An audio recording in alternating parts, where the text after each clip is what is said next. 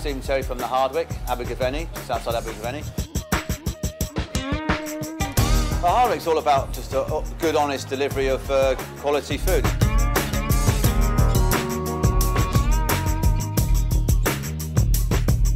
Our philosophy is based on simple produce, local where possible, which is quite a lot. I mean, all our livestock and most of our veg is local.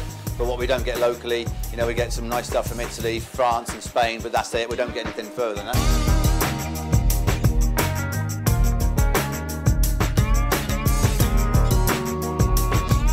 At the end of the day, it's Ronseal cooking, it does what it says on the menu.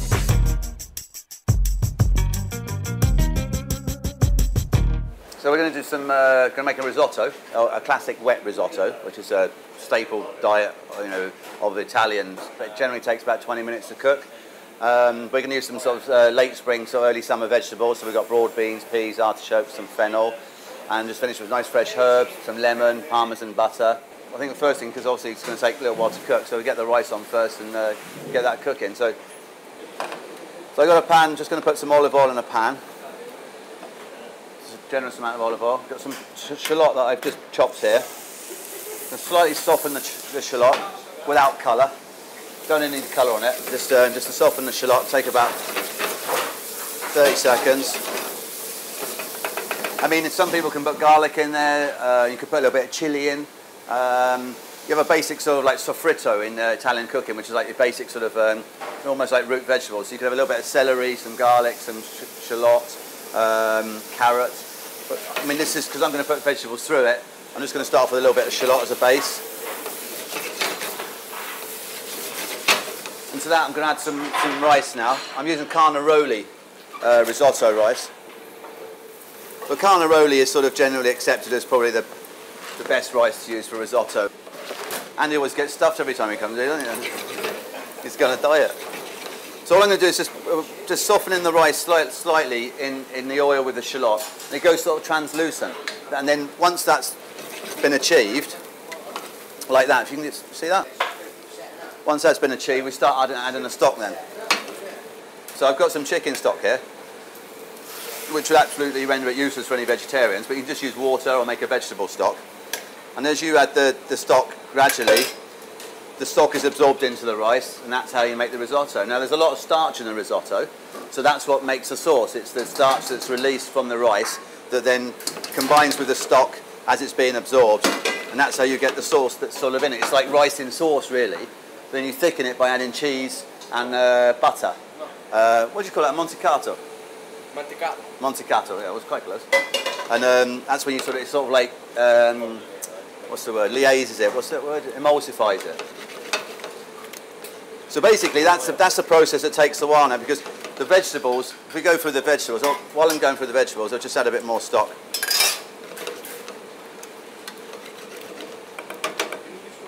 And you don't want to really cook it too fast, you know, so it's just ticking over. Yeah, you don't want to cook it so it's really boiling its, you know, its legs off. So in there we've got some braised fennel. So the fennel's just been cooked in stock, nice and tender. Some fresh peas, some broad beans. We've got some carrot. I've got some fresh chives, mint. Lovely unwaxed Amalfi lemon from Italian lemon, and I've got some salami again because I think it's quite a nice adage to the risotto. You can make it full-on veg. You can add chicken. I mean, this basically, once you master the process of making a simple risotto, you can add absolutely anything you want. And the other thing is, with this risotto, we're going to serve this wet. And another thing you can do is to, with a risotto, is to cook it in advance and then cook it all the way, because you cook a risotto, it's like al dente, so it's just got a bite to it. And as that's cooking, I'll show you that you need to test a piece of rice. And when you bite it in half, if it's anything white in the middle, it's like chalky, it sticks in your teeth, it's not cooked enough. You want it so the moisture has just penetrated the grain of rice, so it's firm in the middle, but it's not chalky. And that's the fine line between an undercooked risotto and a perfectly cooked risotto. And then if you overcook it, it just sort of like the rice loses its shape and just goes a bit sort of soft and not very nice at all.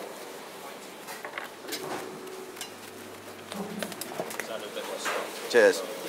So that's coming up now. We're just folding the salami into there. A lot of people think you've got to stir risotto more or less constantly. You don't. It doesn't have to be constantly stirred. I mean, you have to keep an eye on it. You can't really go and put the telly on and come back 10 minutes later because it will stick to the bottom of the pan. But it's constantly making sure there's enough stock in there because once it's absorbed it, it needs more stock.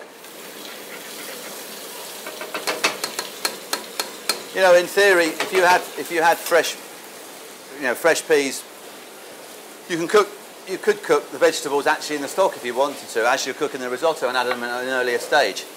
I mean, these have all been, they're all pre-cooked, so that's, I'll add them in towards the end in the last couple of minutes. So you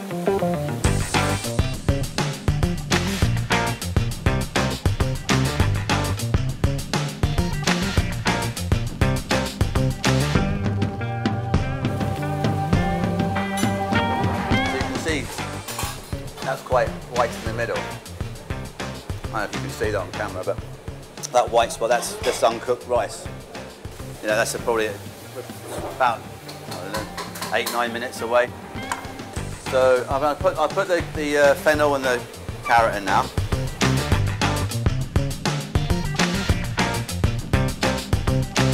I think mint's quite nice with it because it's fresh, and the lemon. Start putting some of these bits in now. Put a few peas in. I was going to put a little bit of pea puree in as well. So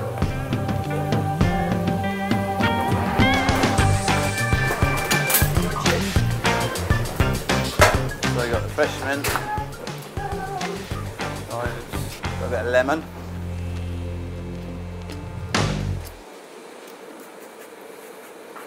bit of lemon zest, some butter.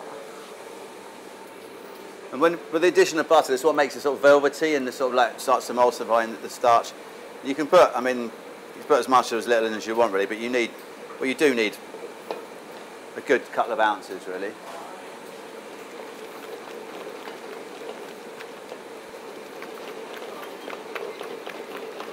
And you need to stir the butter in. We've got some parmesan, put some parmesan in there.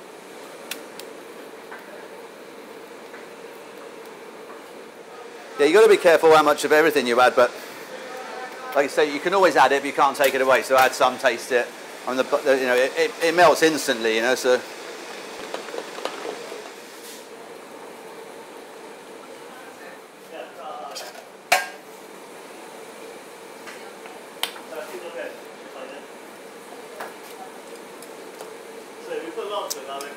Salt.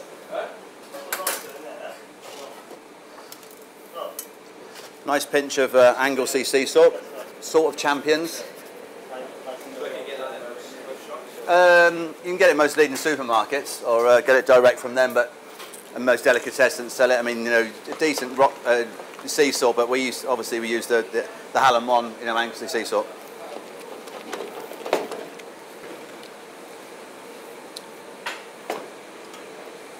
I think that'll do.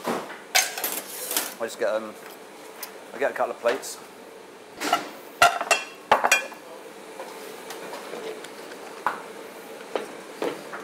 Just a touch.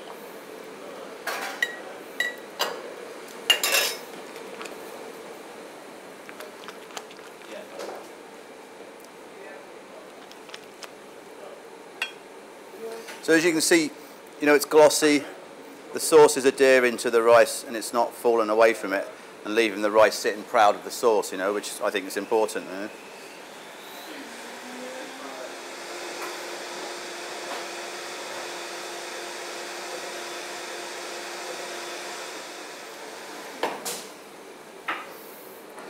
Olive oil,